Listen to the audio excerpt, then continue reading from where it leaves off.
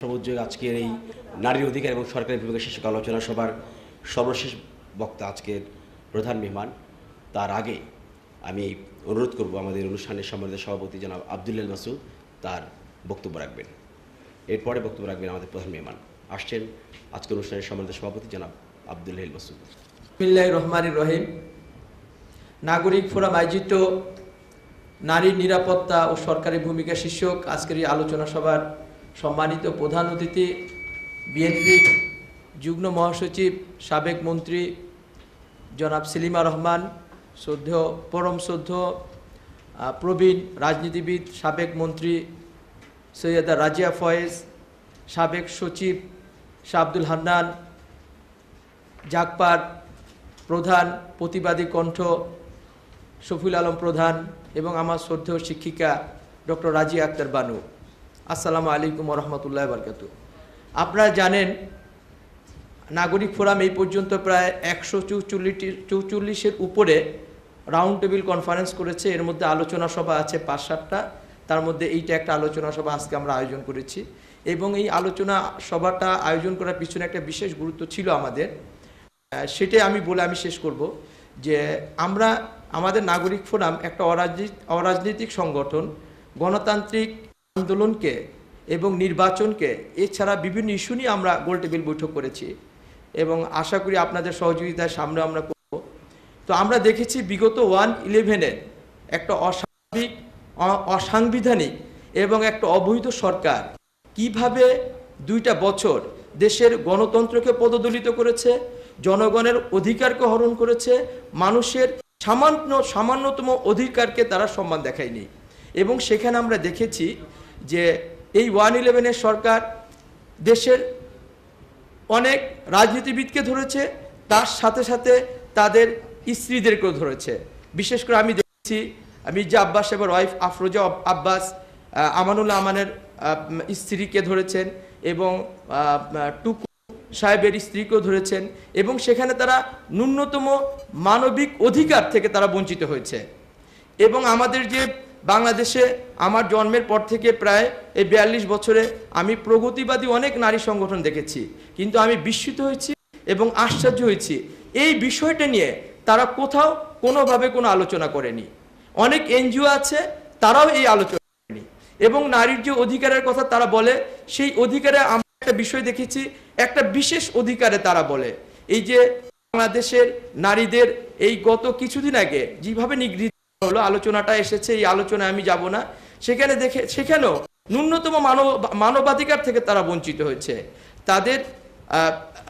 তাদের বিরুদ্ধে অভিযোগ তারা বোরখা পরেছে এবং যেই ছেলেটা তাদেরকে ধরিয়ে দিয়েছে তার বিরুদ্ধে ওই এলাকায় অভিযোগ আছে সে একজন সন্ত্রাসী এবং বখাটে ছেলে। তো আমাদের যে আইন শৃঙ্খলা রক্ষাকারী যে সমস্ত বাহিনী আছে আমরা জানি, আমিও আপনাদের জ্ঞাতার্থে জানাচ্ছি, আমিও 1997 সালে একবার গ্রেপ্তার হয়েছিলাম এবং সেই গ্রেপ্তার ছিল অত্যন্ত ন্যাক্কারজনকভাবে। আমাদের একটা আলোচনা সভা ছিল, এইরকম যেরকম আলোচনা সভা আমরা এখানে করেছি ওইরকম একটা আলোচনা সভা থেকে আমাদেরকে গ্রেপ্তার করা হয়েছিল শেখ হাসিনা সরকারের সময়। এবং আমার বিরুদ্ধে অভিযোগ ছিল যে আমি একজন ধর্ষণকারী এবং আমার ভয় এলাকার লোকজন বের হয় না। পরবর্তীকালে দেখা গেছে এটা রাজনৈতিক একটা মামলা ছিল এবং এই মামলা থেকে আমরা 1.5 মাসের মাঝে আমরা মুক্তি পেয়ে যাই। তো বাংলাদেশের সেই সরকারের সেই অবস্থায় এবং আজকের এই অবস্থায় আমরা দেখছি কোনো ন্যূনতম তাদের পরিবর্তন হয়নি। তারা গণতন্ত্রের কথা বলে এবং গণতন্ত্রের বিরুদ্ধে অবস্থান নিতে তাদের এক মুহূর্ত লাগে না। তো আমরা আশা করব আজকের এই আলোচনা সভা থেকে আমরা সরকারের কাছে বেশি আশাও হবে না, কারণ বিগত একটা টার্মে তাদের আমরা শাসন দেখেছি। তো সরকার এখান থেকে শিক্ষা নেবে এবং নারীর অধিকারের কথা মুখে বললে হবে না, বাস্তবে নারীর অধিকারকে বাস্তবায়িত করতে হবে। এবং নারীর অধিকার আমরা জানি যে ইসলামে নারীর অধিকার সব থেকে বেশি নিশ্চিত করেছে, অথচ সেই নারীর অধিকারকে আমরা কিভাবে ভুলণ্ঠিত দেখেছি। তো আমরা আশা করব যে সরকার সহ আমরা আজকে এখানে উপস্থিত হয়েছি, সাংবাদিক ভাইরা আছেন, আমাদের সাংবাদিক ভাইরা তারা এই ব্যাপারে বিশেষভাবে লিখবেন এবং এই 3 মহিলা সহ এবং বিগত 2টা বছরে যেভাবে নারীদেরকে নিগৃহীত করা হয়েছে তার এক বিচার বিভাগীয় তদন্ত কমিটি গঠন করতে হবে এবং সেইখানে যারা এই কাজগুলো করেছে তাদেরকে বিচারের গড়ায় দাঁড়িয়ে তাদের বিচারের ব্যবস্থা করতে হবে এবং এইটা যদি সরকার করে তাহলে বুঝতে পারবো তারা মৌখিকভাবে মেকিভাবে বা সস্তা জনপ্রিয়তার জন্য এই কাজ করছে না, তারা জনগণের সরকার হিসাবে জনগণের পক্ষে কাজ করছে। সব ধন্যবাদ। এখন আমাদের সামনে বক্তব্য রাখবেন আজকের প্রধান আকর্ষণ, আজকের প্রধান অতিথি বাংলাদেশ সরকারের সাবেক মন্ত্রী, বিএনপির যুগ্ম মহাসচিব বেগম সেলিমা রহমান। বিনীত অনুরোধ করছি।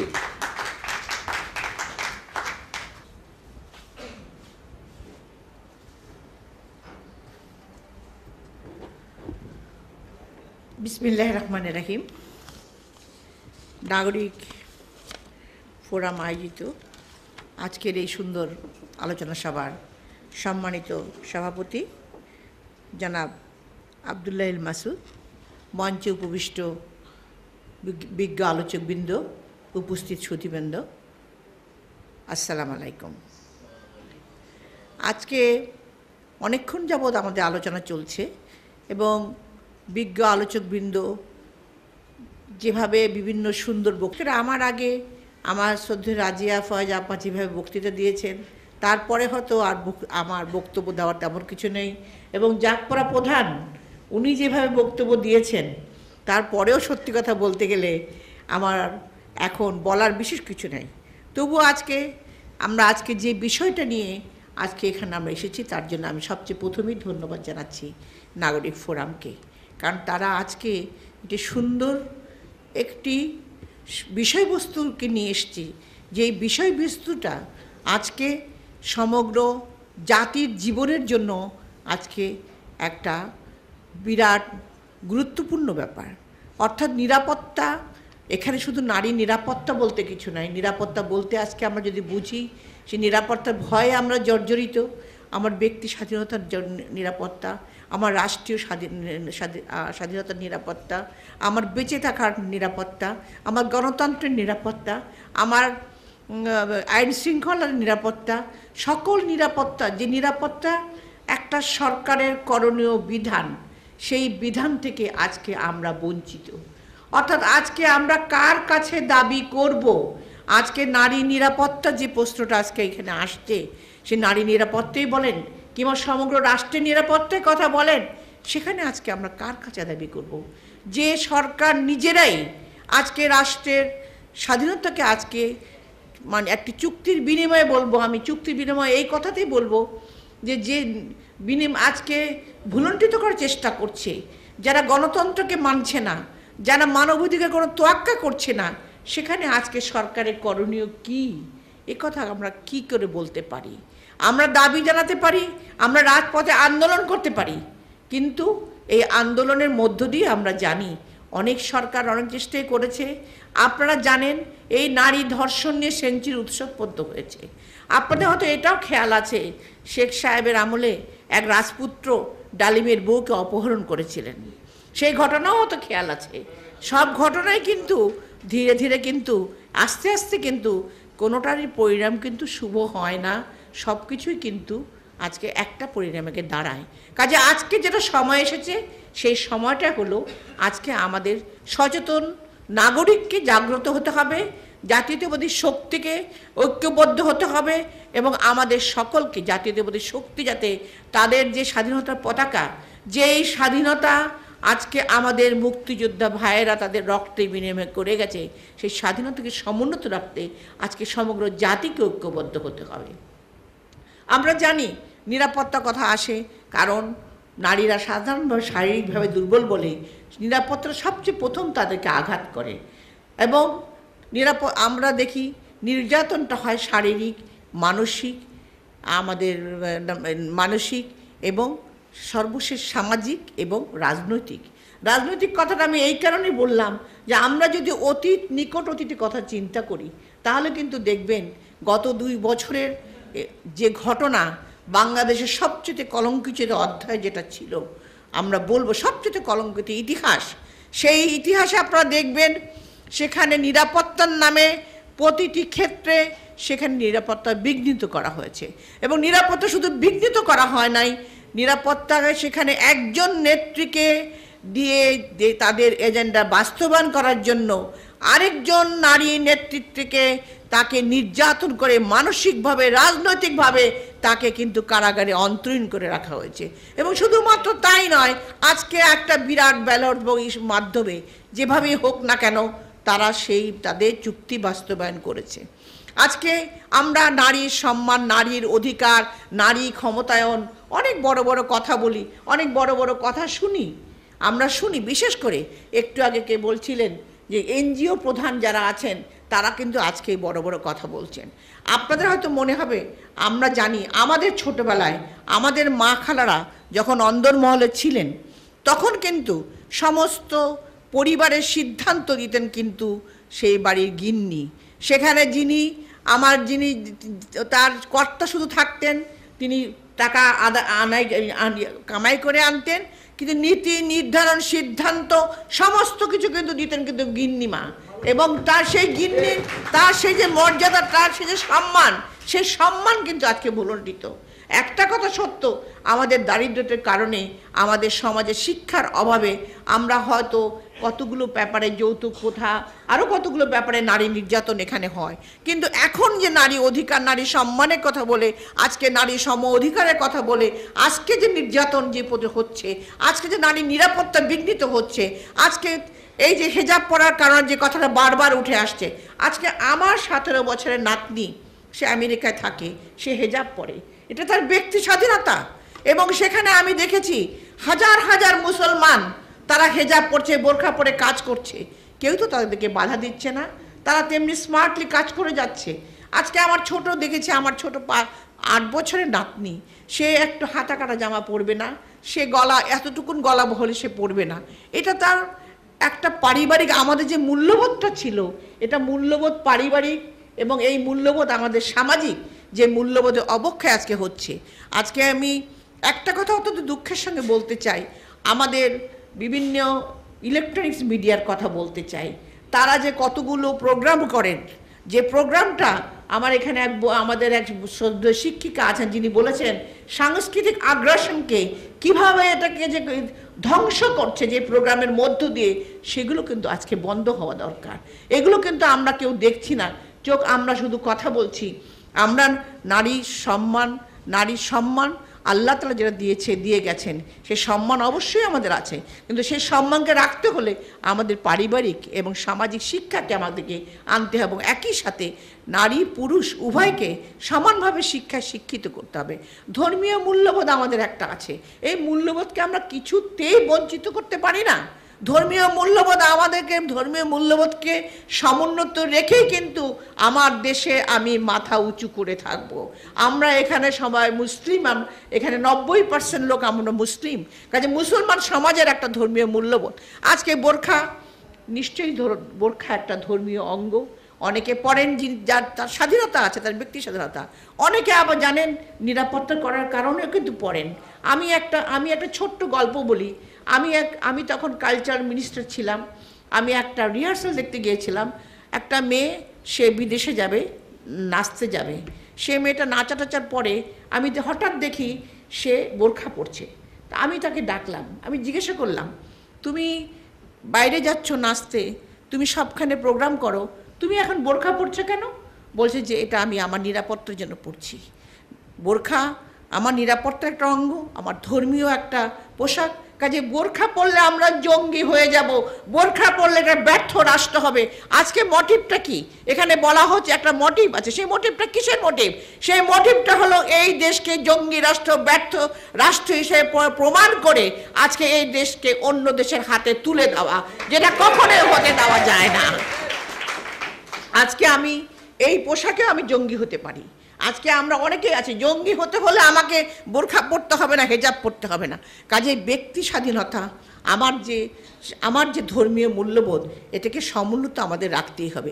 আজকে রাজনৈতিকভাবেও আমাদেরকে বিভিন্নভাবে আমাদেরকে আজকে এই যে আপনার যে পিরোজপুরের মহিলা, তবলিগে বরিশালে যে 13 জন মহিলাকে যে অ্যারেস্ট করলো তবলিগি করার কারণে, এগুলোর উদ্দেশ্যটা তো সম্পূর্ণ রাজনৈতিক। আমরা শুধু সামাজিক এবং শারীরিক নির্যাতনের কথা বলতে চাই না। আমরা জানি যে রাজনৈতিক যে পরিকল্পনা এবং পরিকল্পিতভাবে হচ্ছে সেগুলোকে আজকে প্রতিরোধ করতে হবে। তো এখানে আমরা আপনার আজকে এখানে অনেক সুন্দর সুন্দর বক্তব্য এসছেন যে আমরা যতই সমাজে পেশাগতভাবে সামাজিকভাবে এগিয়ে বের হয়ে এসছে তত বেশি নারী নির্যাতন হচ্ছে। হ্যাঁ, নারী নির্যাতন আমাদের শারীরিকভাবে হয়, সেটা আমাদের সমাজের শিক্ষার অভাব।